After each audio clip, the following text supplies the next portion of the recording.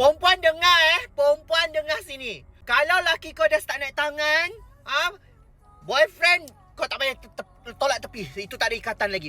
Laki kalau dah start naik tangan, kau belah. Dengar Suria tak tadi?